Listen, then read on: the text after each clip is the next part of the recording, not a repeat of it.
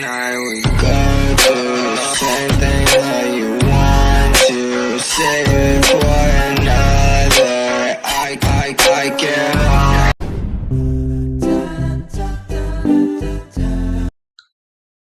Hello friends, नमस्ते। तो कैसे हैं आप सभी लोग। मैं पार्थिल पौनिया स्वागत करता हूं आपका आपके इस छोटे से परिवार किताब जहां से राह तक में। तो मेरे दोस्तों को बहुत दिक्कत हो रही है कि लेसन प्लान कैसे बनाना है, क्या करना है। सभी काफी दिक्कत में है, तो मैंने सोचा लो मैं थोड़ी सी हेल्प कर देता हूँ। एक्चुअली मेरी तबीयत थोड़ा ठीक नहीं चल रही है, तो उस वजह से मैं वीडियोस भी नहीं डाल पा रहा हूँ। तो चलिए आज मैं आपसे बात करता हूँ कि लेसन प्लान कैसे बनाना है और क्या करना है, जिससे आपको भी थोड़ा हेल्प हो जाए। तो चलिए बिना टाइम वेस्ट करे शुरू कर देते हैं। तो देखिए, ये जो आपके पास देखिए स्क्रीन पे आ गया होगा। तो ये सबसे पहले आपको ऊपर लिखना है लेसन प्लान। ये जो ऊपर लेसन प्लान लिखा हुआ है सेम इसी तरीके से आपको लेसन प्लान लिखना है। उसके बाद आपको अपना नेम लिखना है, आप किस क्लास के लिए लेसन प्लान बना रहे हो। जैसे आप मान लीजिए फिफ्थ या सिक्स क्लास के लिए लेसन प्लान बना रहे हो, तो आप वहाँ पे उस क्लास को मेंशन कीजिए। उसके बाद आप आपका कौन सा सब्जेक्ट है। जैसे आप मान लीजिए मैथ्स के लिए लेसन प्लान बना रहे हैं, तो आप वहाँ पे मैथ्स लिख लीजिएगा। फिर राइट हैंड साइड पे ऊपर टॉपिक दीजिएगा। जैसे आपको मान लीजिए था आपने थ्री डी शेप्स दे दिया, तो आप वहाँ पे जो है उसका टॉपिक दे दीजिएगा। फिर उसके बाद जिस डेट को आप वो पढ़ाने वाले हो बच्चों को, वो डालिएगा। फिर उसके बाद ये ड्यूरेशन। ड्यूरेशन जो देखिए मोस्टली जो है आपके जो पीरियड होता है वो 35 to 40 मिनट का होता है। तो 35 to 40 मिनट इसमें ड्यूरेशन आप कुछ भी डाल सकते हैं, ठीक है। अब बात कर लेते हैं टीचिंग एड्स की। तो सब में पहले टीचिंग एड्स क्या होता है, जो आप चीज़ों का इस्तेमाल करने वाले हो पढ़ाते समय, तो वो टीचिंग एड्स होती हैं। जैसे जर्नल में आप, जब जर्नल में आप किस चीज़ का यूज़ करोगे, देखिए आप ब्लैक बोर्ड का, चौक का, आप इन्हीं सब चीज़ों का यूज़ करोगे ना, तो इसको आप जर्नल में डाल सकते हैं। इसके बाद स्पेसिफिक स्पेसिफिक में यानी आप अपनी जो टीचिंग है उसमें जो है आप अगर किसी चार्ट मॉडल या किसी और चीज को इंक्लूड करना चाहते हैं, तो वो आप यहाँ पे स्पेसिफिक में मेंशन कर दीजिएगा, ठीक है। इसके बाद आ जाते हैं जर्नल एम। जर्नल एम में क्या करना है, देखिए जनरल एम में ये लिखना है, आपको अपना एम बताना है कि आप वो टॉपिक क्यों पढ़ा रहे हैं। जैसे कि आप मैथ्स पढ़ा रहे हैं, तो आप प्रॉब्लम सॉल्विंग स्किल्स डेवलप करने के लिए पढ़ा रहे हैं आप। मेरा मानना है आप इसमें 3 से 4 लाइन लिख सकते हैं जनरल एम में, ओके। स्पेसिफिक एम में आप क्या लिखेंगे, इसमें आप लिखेंगे कि आप जो टॉपिक पढ़ा रहे हैं वो क्यों पढ़ा रहे हैं। तो आप इसमें बता सकते हैं कि आप उस टॉपिक को इसलिए पढ़ा रहे हैं जिससे बच्चा इस कंसेप्ट को समझ सके, ओके। तो आपको उसका स्पेसिफिक एम बताना है, ठीक है। अब इसके बाद आता है प्रीवियस नॉलेज टेस्ट। तो आप जब क्लास में जाएंगे तो आपको पता होना चाहिए ना कि पहले से बच्चे को कुछ आता है उसके बारे में कि नहीं। तो आप वहाँ पे जो है प्रीवियस नॉलेज टेस्ट करेंगे, ठीक है।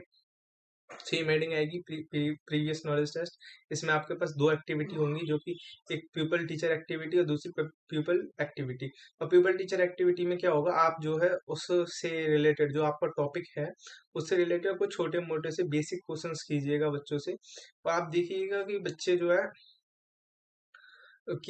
है उसमें आपको कैसा रेस्पॉन्स दे रहे हैं, जिससे आपको पता चल जाएगा कि बच्चे की प्रीवियस नॉलेज उस टॉपिक में कैसी है।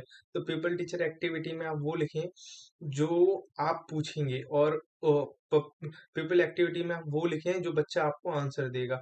आप एक तरीके से ये मान के चलें कि आप लेसन प्लान नहीं बना रहे हैं, आप क्लास में पढ़ा रहे हैं, ओके। आई होप आप मेरी बात समझ पा रहे हैं। मैं अपनी तरफ से पूरी कोशिश कर रहा हूँ समझाने की, पर बाय द वे अगर आपकी समझ में नहीं आ रहा हो, क्योंकि मेरा भी थोड़ा टाइम खराब चल रहा है, कोई दिक्कत नहीं है। इसके बाद टीचिंग मेथड। अब टीचिंग मेथड्स में आप देखिए, टीचिंग मेथड्स में आप क्या लिखेंगे। टीचिंग मेथड्स में आप अगर खाली लेक्चर दे रहे हैं, सिर्फ आए और लेक्चर देना है आपको, तो आप टीचिंग मेथड में यहाँ पे लेक्चर्स लिख सकते हैं। आप ग्रुप डिस्कशन करा रहे हैं, या फिर कोई डेमोन्स्ट्रेशन दे रहे हैं, या फिर कह सकते हैं आप कोई एक्टिविटी के थ्रू अपना कंसेप्ट समझा रहे हैं, तो वो सब आपका टीचिंग मेथड में आएगा। अब ये जो मैंने पहला पेज बनाया, ये सब आपको एक ही पेज में करना है, ये बात आप ध्यान में रखिएगा। ये जो मैंने सेम बनाया है, ये सारा का सारा, ये जो भी है, ये सब आपको एक ही पेज में करना है, ठीक है। अब चलिए थोड़ा आगे बढ़ते हैं कि हमें फाइल के दूसरे पेज पे क्या करना है। देखिए, 5 के दूसरे पेज पे सबसे पहले आपको अनाउंसमेंट करना है उस टॉपिक का जो आप पढ़ाएंगे। जैसे मान लीजिए मैं 3D शेप्स के बारे में पढ़ाने वाला हूँ। 3D यहाँ पे मैंने 2D बना रखा है, कोई बात नहीं है, ठीक है। जैसे मैं 3D शेप्स के बारे में बताना चाह रहा हूँ, तो आप एक डालेंगे प्रेजेंटेशन, सेम इसी तरीके से देखिए जैसे मैंने लिख रखा है प्रेजेंटेशन, पीटी एक्टिविटी यानी people teacher activity, people activity और ब्लैक बोर्ड। ये आ नहीं रहा था, इस वजह से मैंने शॉर्ट फॉर्म में लिख दिया है। प्रेजेंटेशन में आप सबसे पहले इंट्रोडक्शन देंगे। पीटी एक्टिविटी में आप जो इंट्रोडक्शन में आप जो जो भी बोलेंगे, जो जो पॉइंट्स आप बोलने वाले हैं, जो इम्पोर्टेंट पॉइंट्स हैं, वो आप इसमें सारे के सारे जितने भी हैं आप इसमें लिखिएगा। ठीक है, इसके बाद आप प्यूपल एक्टिविटी में खाली ये लिख दीजिएगा कि बच्चे समझ रहे हैं आपकी बात को, कुछ बच्चे नोट कर रहे हैं या फिर ऐसे कुछ।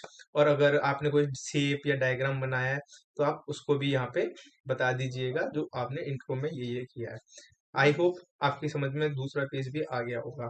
अब हम थोड़ा आगे चलते हैं। देखिए, वहां पे हमने इंट्रो दिया था, अब यहाँ से हम अपना टॉपिक जो है वो पूरा डिफाइन करना शुरू कर देंगे।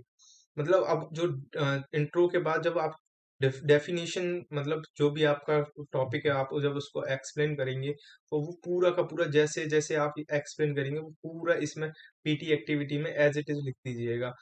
ठीक है, पीपल एक्टिविटी में आप ये जो भी बच्चे कर रहे हैं उस टाइम पे, कुछ बच्चे जैसे मान लीजिए मतलब नोट्स बना रहे हैं तो वो भी लिख दीजिएगा। ब्लैक बोर्ड पे आपने जो जो एक्टिविटी करी है अब वो लिख दीजिएगा। अगर आपने स्पेसिफिक कुछ काम किया है जैसे मॉडल वगैरह भी लगाए तो वो भी ब्लैक बोर्ड में लिख दीजिएगा। आई होप आप मेरी बात समझ पा रहे हैं। ठीक है, इसके बाद जब इसी पेज के लास्ट में आप कीजिएगा पार्शियल रिकैप्चुलेशन।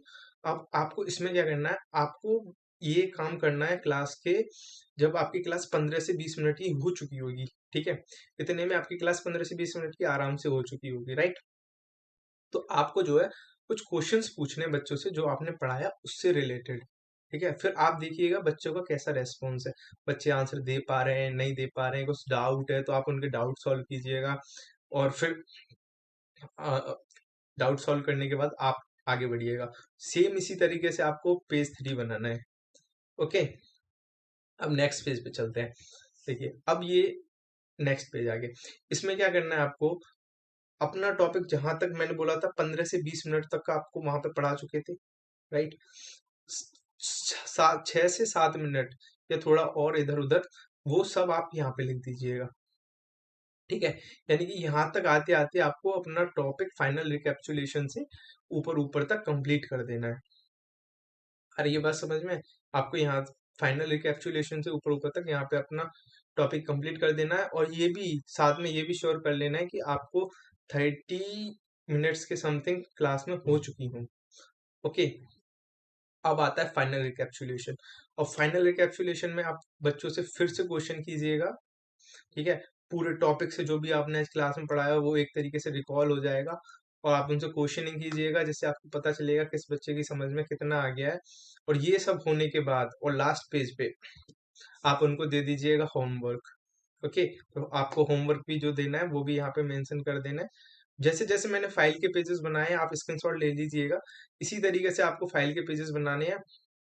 बस पहले वाले में मैंने खाली टॉपिक मेंशन किए हैं, कुछ लिखा नहीं है, तो वहां पे आप उनको देख लीजिएगा और उस तरीके से फाइल बनाने की कोशिश कीजिएगा। वैसे काफी इजी सा है, जो जो आपको आता है वो सब आप जैसे भी क्लास में आप बिहेव करेंगे या जो भी बच्चे की एक्टिविटी होगी या आपकी कोई एक्टिविटी होगी वो सब आप इस तरीके से आसानी से नॉर्मली बता सकते हैं। और आई होप शायद आपकी प्रॉब्लम सॉल्व हो गई है, और नहीं हुई है तो एक बार और वीडियो देख लेना, शायद हो जाए। मैंने अपनी तरफ से पूरी कोशिश करी है कि मैं आप लोगों को समझा दूं। ओके, तो चलिए मिलते हैं फ्रेंड्स जल्दी ही। Okay, bye.